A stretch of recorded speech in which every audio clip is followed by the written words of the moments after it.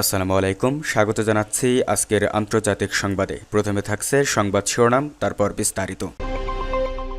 শিরোনামের প্রথমে জানিয়ে দেব, এবার মদ বিক্রি শুরু করল সৌদি আরব। আরও জানিয়ে দেব, গাজাকে ভাগ করা ইয়েলো লাইন ইসরায়েলের নতুন সীমান্ত। এবার জাপান আমাদের সামরিক হুমকি দিচ্ছে, বলছে চীনের পররাষ্ট্রমন্ত্রী। এদিকে আরও জানিয়ে দেব, সিরিয়ায় সরকার পতনের 1 বছর আজ, বর্তমান পরিস্থিতি কি। অন্যদিকে ইকুয়েডরের কারাগারের সহিংসতায় নিহত 13 বন্দী। সর্বশেষ জানিয়ে দেব, থাইল্যান্ড কম্বোডিয়া সীমান্তের সংঘাত নিয়ে উদ্বেগ প্রকাশ জাতিসংঘের। শুনছিলেন সংবাদ শিরোনাম, এবার বিস্তারিত। নাউজুবিল্লাহ, মদ বিক্রি শুরু করল সৌদি আরব। সৌদি আরবে কাগজে কলমে এখনও মদ্যপান এবং মদ কেনাবেচা নিষিদ্ধ, যদিও গত বছর প্রথমবারের মতো শুধুমাত্র অমুসলিম কূটনীতিকদের কাছে অ্যালকোহল বিক্রির জন্য রাজধানী রিয়াদে একটি মদের দোকান যাত্রা শুরু করে। তবে সম্প্রতি দেশটির অবস্থানরত ধনী মুসলিম বিদেশি নাগরিকদেরও মদ কেনার অনুমতি দিয়েছে সৌদি কর্তৃপক্ষ।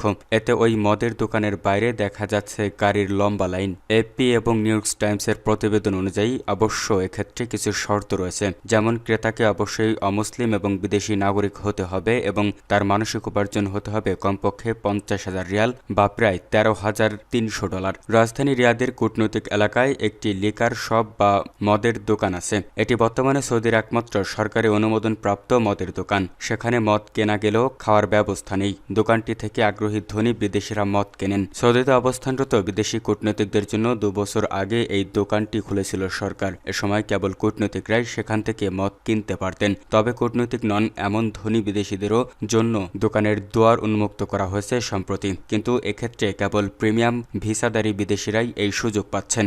গত প্রায় 1 মাস ধরে সৌদিতে মদ কিনতে পারছেন প্রিমিয়াম ভিসাধারীরা। দেশটিতে বর্তমানে প্রিমিয়াম ভিসাধারী বিদেশিদের সংখ্যা 12,500 জনের বেশি। বার্তা সংস্থা এএফপির এক প্রতিবেদনে জানানো হয়েছে এইসব তথ্য।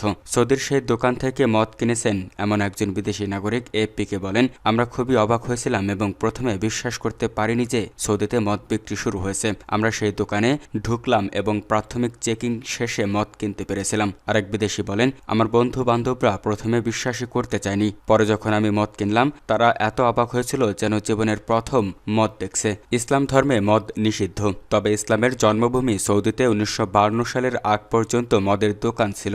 1952 সালে তৎকালীন সরকার দেশের অভ্যন্তরে মদ্যপান ও মদ কেনাবেচা নিষিদ্ধ করে। তবে 2017 সালে যুবরাজ মোহাম্মদ বিন সালমান সৌদির ক্রাউন প্রিন্স এবং প্রধানমন্ত্রী হওয়ার পর বদল আসতে থাকে দৃশ্যপটে। তেলের উপর নির্ভরতা কমিয়ে সৌদিকে পুরোপুরি বিদেশি বিনিয়োগের জন্য উপযোগী করতে মনোযোগী হন মোহাম্মদ বিন সালমান। প্রিমিয়াম পেশাদারীদের জন্য মদের দোকান উন্মুক্ত করাও তার সে প্রকল্পের অংশ বলেই মনে করা হচ্ছে। সৌদির এক সরকারি কর্মকর্তা বলেছেন, আগামী 2026 সালের মধ্যে জেদ্দা ও দাহরান শহরে এমন 2টি মদের দোকান খোলার পরিকল্পনা আছে সরকারের।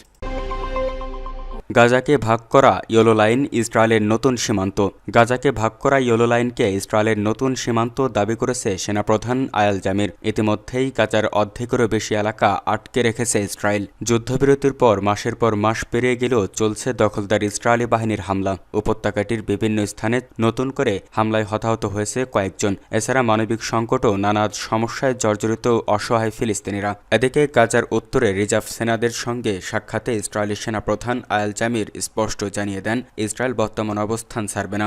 নতুন কংক্রিট সীমারেখা ঘোষণা সব মিলিয়ে গাজার পূর্বাংশে গেড়ে বসেছে ইসরায়েলি বাহিনী। দখলের মতো এই অবস্থান গাজার কৃষিজমি ও মিশর সীমান্তের পূর্ণ নিয়ন্ত্রণ নিয়েছে তাদের হাতে। ইসরায়েলি হামলা ও সরিয়ে নেওয়ার নির্দেশে পূর্ব গাজা পুরোপুরি ফাঁকা হয়ে গেছে। 20 লাখের বেশি মানুষ এখন কষ্টের মধ্য দিয়ে বসবাস করছে উপকূলের সরু বালিয়াড়ি অঞ্চলে। নির্দিষ্ট সীমারেখা স্পষ্ট নয়, তবে লঙ্ঘনের অভিযোগে ইসরায়েলি সেনারা লাইন পার হওয়া ফিলিস্তিনিদের বারবার গুলি করছে, রক্ষা পায়নি শিশুরাও। এই অবস্থান সরাসরি প্রশ্ন তোলে অক্টোবরের যুদ্ধবিরতি চুক্তি নিয়ে। সেখানে বলা হয়, ইসরায়েল গাজা দখল বা সংযুক্ত করবে না। ট্রাম্পের 20 দফা পরিকল্পনায় ধাপে ধাপে এলাকা স্থানান্তরের কথা থাকলেও সরাসরি ইসরায়েল বলছে, হামাসের নিষ্ক্রিয়করণ ছাড়া সেনা প্রত্যাহার করবে না তারা।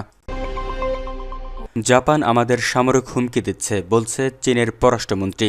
জাপান চীনকে সামরিক হুমকি দিচ্ছে, যা সম্পূর্ণরূপে অগ্রহণযোগ্য, এমন মন্তব্য করেছেন চীনা পররাষ্ট্রমন্ত্রী ওয়াং ই। বেজিংয়ে তার জার্মান প্রতিরক্ষক জোহান ওয়াদেফুলের সাথে এক বৈঠকে এই মন্তব্য করেন ওয়াং। চীনা যুদ্ধবিমানগুলো তাদের রাডারকে জাপানি সামরিক বিমানের দিকে লক্ষ্য করেছে।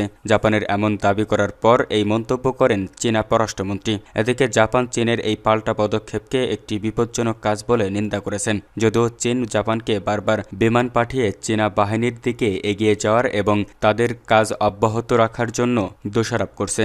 গত মাসে জাপানের প্রধানমন্ত্রী সানে তাকাইচি সতর্ক করে দিয়েছিলেন যে তাইওয়ানের বিরুদ্ধে চীনের যে কোনো সামরিক পদক্ষেপ জাপানের নিরাপত্তার জন্য হুমকিস্বরূপ হলে তার জবাব দিতে পারে। এরপর থেকে দুই দেশের সম্পর্ক খারাপ হতে থাকে। এদিকে গত সোমবার বেজিংয়ে জার্মান পররাষ্ট্রমন্ত্রী জোহান ওয়াদেফুলের সাথে এক বৈঠকে ওয়াং বলেন, এই বছর দ্বিতীয় বিশ্বযুদ্ধের সমাপ্তির ৮০তম বার্ষিকী, তাই পরাজিত জাতি হিসেবে জাপানের আরও সতর্কতার সাথে কাজ করা উচিত। তবুও এখন এর বর্তমান নেতা তাইওয়ান প্রশ্নকে কাজে লাগানোর চেষ্টা করছেন, যে অঞ্চলটি জাপান অর্ধ শতাধিক ধরে উপনিবেশ করে রেখেছিল। চীনা জনগণের বিরুদ্ধে অসংখ্য অপরাধ করেছে, যাতে চীনকে সামরিকভাবে হুমকি দেওয়া যায় এবং সমস্যা তৈরি করা যায়। এটি সম্পূর্ণরূপে অগ্রহণযোগ্য। চীনের সরকারি সংবাদ সংস্থা সিনহুয়া অনুসারে ওয়াং বলেন, ওয়াং জানান, জাপানের বর্তমান নেতা সম্প্রতি তাইওয়ানের কাল্পনিক পরিস্থিতি নিয়ে বেপরোয়া মন্তব্য করেছেন। এদিকে সপ্তাহান্ত জাপানের সামরিক বিমানগুলোতে রাডার ব্যবহারের বেজিংয়ের যুক্তি সম্পর্কে জানতে চাইলে কোনো স্পষ্ট জবাব পাওয়া যায়নি। দীর্ঘদিন ধরে তাইওয়ানকে নিজেদের অঞ্চল বলে দাবি করে আসছে চীন, কিন্তু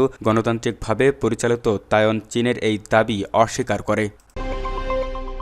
সিরিয়ায় সরকার পতনের ১ বছর আজ, বর্তমান পরিস্থিতি কি? সিরিয়ার বাশার আল আসাদ সরকার পতনের ১ বছর আজ। দেশটিতে নিরাপত্তা, রাজনীতি সহ বেশ কিছু ক্ষেত্রে সফলতা এসেছে বলে দাবি করেছে অনেক পর্যবেক্ষকেরা। নাটকীয়ভাবে পাল্টে গেছে পররাষ্ট্রনীতিও। তবে বিশ্লেষকরা বলছেন, যুদ্ধবিধ্বস্ত দেশটি এখন রয়েছে গভীর সংকটে। আসাদ সরকারের পতনের ১ বছর পূর্তিতে আনন্দে মেতে ওঠে সিরিয়াবাসী। দামেস্কের উমায়েদ চত্বরে এদিন পতাকা হাতে আনন্দ উল্লাস করেন সব বয়সী মানুষ।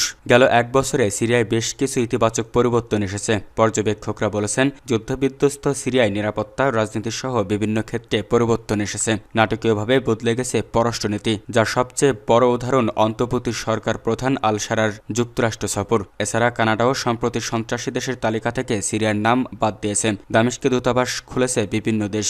সিরিয়াকে স্থিতিশীল, সন্ত্রাসমুক্ত হিসেবে গড়ে তুলতে সারা প্রশাসনের নানা উদ্যোগ বিশ্ব মঞ্চে নজর কাড়ছে। সিরিয়ার জনগণের সাহস আর প্রতিরোধের প্রশংসা করেছেন জাতিসংঘের মহাসচিব অ্যান্তোনিও গুতেরেস। দেশটির পাশে থাকতে আন্তর্জাতিক মহলকে আহ্বান জানিয়েছেন তিনি। যদিও গভীর সংকটের কথা বলেছেন কেউ কেউ। পর্যবেক্ষকদের মতে, কুর্দি ও দ্রুজ গোষ্ঠীর সঙ্গে সারা সরকারের সংঘর্ষ অব্যাহত আছে। যুদ্ধাপরাধী ও নিখোঁজদের খোঁজে গঠিত কমিশনের কাজ এগোলেও কেন্দ্রীয় সমর্থনের অভাবে গতি কম। এছাড়া ধ্বংসস্তূপ, বিদ্যুৎ ও পানির সংকটে জর্জরিত লাখ লাখ সিরিয়াবাসী। হাসপাতাল, স্কুলগুলোর অবস্থা শোচনীয়। পরিসংখ্যান বলছে, দেশটি পুনর্গঠনে দরকার 250 থেকে 400 বিলিয়ন ডলার। এর মধ্যে স্যাটেলাইট বিশ্লেষণে দেখা গেছে কিছু অঞ্চলে বিদ্যুৎ উৎপাদন বাড়ছে। পুনর্নির্মাণ হয়েছে 823টি স্কুল, কিন্তু বেকারত্ব ও দারিদ্র্য এখনো চরমে। সব মিলিয়ে সিরিয়া দাঁড়িয়ে আছে এক জটিল সমন্বয়। গত বছর 8 ডিসেম্বর বিক্ষোভের মুখে দেশ ছেড়ে পালিয়ে যান বাশার আল আসাদ। এর মধ্য দিয়ে দেশটিতে দীর্ঘ 54 বছর ধরে আসাদ পরিবারের